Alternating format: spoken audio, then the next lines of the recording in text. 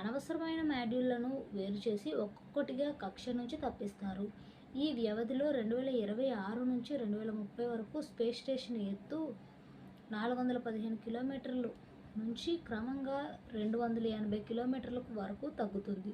ఒక ప్రత్యేక అంతరిక్ష నౌక సహాయంతో దాని దూరాన్ని 120 కిలోమీటర్ల వరకు తగ్గించడానికి చివరి బూస్ట్ అందిస్తుంది నాసా. అనుకున్నట్లుగా ఈ ప్రక్రియ సక్సెస్ అయితే స్పేస్ స్టేషన్ భూమికి 120 కిలోమీటర్ల ఎత్తుకు సమీపిస్తుందని నాసా భావిస్తుంది. ఐఎస్ఎస్ 120 కిలోమీటర్ల వరకు చేరుకుంటే గంటకు 29,000 కిలోమీటర్ల భయంకరమైన వేగంతో భూ వాతావరణాన్ని ఢీకొనే అవకాశం ఉంటుంది. భూ వాతావరణంలోనికి ప్రవేశించే సమయంలో విపరీతమైన వేడి కారణంగా అంతర్జాతీయ అంతరిక్ష కేంద్రంలోని అధిక భాగాలు కూలిపోయి నాశనం అయిపోతాయని, మిగిలిన భాగాలు పసిఫిక్ సముద్రంలోని పాయింట్ నెమో ప్రాంతంలో పడేలా చేస్తారు. ఈ ప్రాంతాన్ని దీనిని అంతరిక్ష వ్యర్థాల వాటికగా చెప్తూ ఉంటారు. ఇక్కడ మనుషులు ఉండరు కాబట్టి ఏ సమస్య ఉండదు. అంతరిక్ష నౌకలు అన్నీ ఇక్కడే కూల్చేస్తారు. ఇంటర్నేషనల్ స్పేస్ స్టేషన్ డీకమిషనింగ్కు నాసా గతేడాది జూన్లో ఎలాన్ మస్క్ కంపెనీ స్పేస్ ఎక్స్ను సెలెక్ట్ చేసింది. ఇందులో స్పేస్ ఎక్స్తో $843 మిలియన్ల ఒప్పందాన్ని కూడా చేసుకుంది. మార్చి 24 సోమవారం భారీగా తగ్గిన బంగారం ధర. తులం బంగారం ఏకంగా 2,000 తగ్గింది. ఈరోజు బంగారం ధర అంటే మార్చి 24 సోమవారం బంగారం ధరలు ఇలా ఉన్నాయి. 24 క్యారెట్ P4 విధానం అమలు తీరుపై సమీక్ష. లక్ష్యం పేదరిక నిర్మూలన. అమరావతిలోని సచివాలయంలో P4 విధానంపై సీఎం చంద్రబాబు సమీక్ష నిర్వహించారు. ఈ పథకం ఎలా అమలవుతుందనే అంశంపై ఆయన అధికారులకు స్పష్టమైన మార్గదర్శకాలను అందించారు. అమలు విధానం. గ్రామ వార్డు స్థాయిలో మొదటగా అమలు. ప్రత్యేక సభల ద్వారా లబ్ధి పొందే కుటుంబాల జాబితా తయారు చేసి ప్రథమ దశలో 20 లక్షల కుటుంబాలకు ప్రయోజనం. పేదరిక నిర్మూలన కోసం 2029 వరకు దశల వారీగా అమలు. P4 విధానం కేవలం ఆర్థిక సాయం అందించే పథకం కాదు, ఇది పేదరికాన్ని పూర్తిగా నిర్మూలించే సమగ్ర విధానంగా రూపుదిద్దుకుంటుందని చంద్రబాబు పేర్కొన్నారు. పేదరిక నిర్మూలనకు ఇది స్థిరమైన పరిష్కారమని తెలిపారు. పేదరికం రహిత సమాజమే నా కల. 2029 నాటికి రాష్ట్రంలోని ప్రతి కుటుంబం ఆర్థికంగా స్వయం సమృద్ధి చెందాలి అని ముఖ్యమంత్రి చంద్రబాబు నాయుడు తెలిపారు. ఉగాది రోజున P4 విధానం అధికారిక ప్రారంభం. పేదరిక నిర్మూలన లక్ష్యంగా ఉగాది పండుగ రోజున P4 విధానాన్ని అమరావతిలో అధికారికంగా ప్రారంభించినట్లు సీఎం చంద్రబాబు తెలిపారు.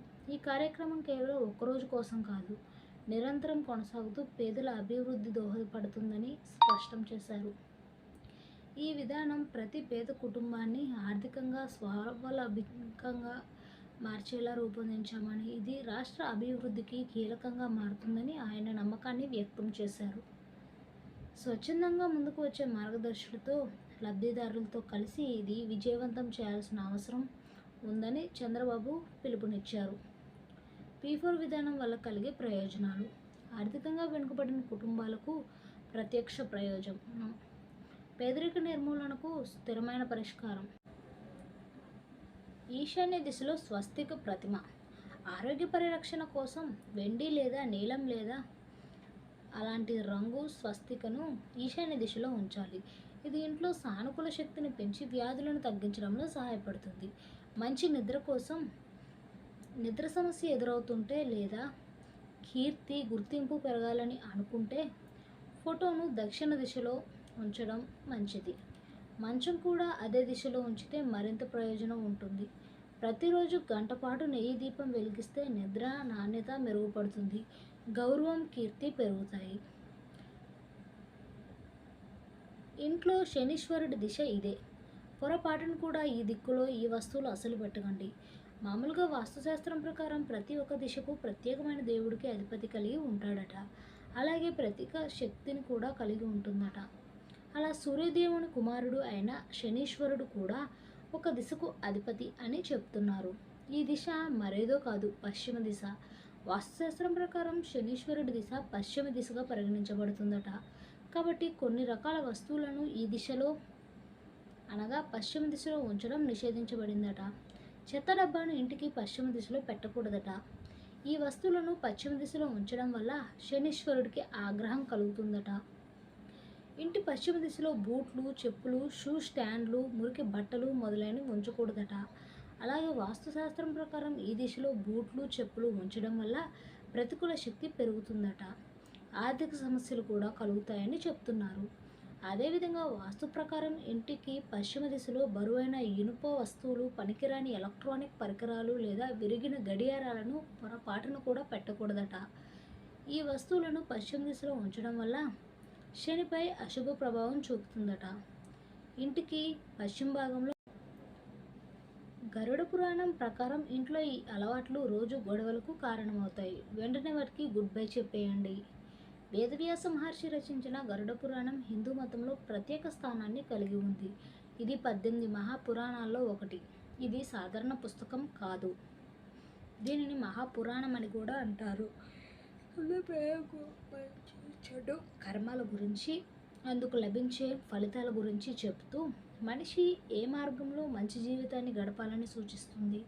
గరుడ పురాణం ప్రపంచ సృష్టికర్త అయిన శ్రీ మహావిష్ణువు తన భక్తులకు ఇచ్చిన జ్ఞానం. గరుడ పురాణంలో ప్రస్తావించిన విషయాలను పాటించడం వల్ల జీవితంలోని అన్ని సమస్యలు తొలగిపోతాయని నమ్మకం. గరుడ పురాణం మతపరమైన నియమాలు, నిబంధనలను ప్రస్తావిస్తుంది. కొన్ని అలవాట్లను సకాలంలో మార్చుకోకపోతే ఇంట్లో గొడవలు తలెత్తవచ్చు. కనుక ఇంట్లో ఆనందం, శ్రేయస్సు కోసం ఏ అలవాట్లను మార్చుకోవాలో ఇప్పుడు తెలుసుకోండి. కొంతమంది ఇంట్లో అనవసరమైన చెత్తను పోగు చేసే అలవాటు ఉంటుంది. అయితే ఈ అలవాటు పేదరికాన్ని ఆహ్వానిస్తుంది. చెత్త పేరుకుపోయిన చోట ప్రతికూల శక్తి త్వరగా వ్యాపిస్తుంది. దీనివల్ల కుటుంబంలో గొడవలు పెరుగుతాయి. కుటుంబ సభ్యుల మధ్య ప్రేమ తగ్గిపోతుంది. కుటుంబ సభ్యుల మధ్య సంబంధాలు తగాదాలతో నిండిపోతాయి. అందుకే ఇంట్లోని అనవసరమైన వస్తువులను వెంటనే తొలగించాలి. ఇంట్లో వంటగది ఒక దేవాలయంగా ఉంటుంది. ఎందుకంటే అన్నపూర్ణదేవి అక్కడ నివసిస్తుంది. అయితే చాలామంది తమ వంటగదిని శుభ్రంగా ఉంచుకోరు. రాత్రి భోజనాలు ముగించిన తరువాత ఖాళీ గిన్నెలను రాత్రంతా షింకులో ఉంచుతారు. ఇలాంటి అలవాటు వల్ల కుటుంబంలో గొడవలు పెరుగుతాయి. కనుక రాత్రి సమయంలో ఉపయోగించిన గిన్నెలు శుభ్రం చేసిన తరువాతే నిద్రించాలి. లక్ష్మీదేవికి శుభ్రత అంటే చాలా ఇష్టం. ఇల్లు శుభ్రంగా ఉంటే ఆమె సంతోషంగా ఉంటుంది. రోజు శుభ్రం చేయని ఇళ్లలో ప్రతికూల శక్తి పెరుగుతుంది. ఈ అలవాటు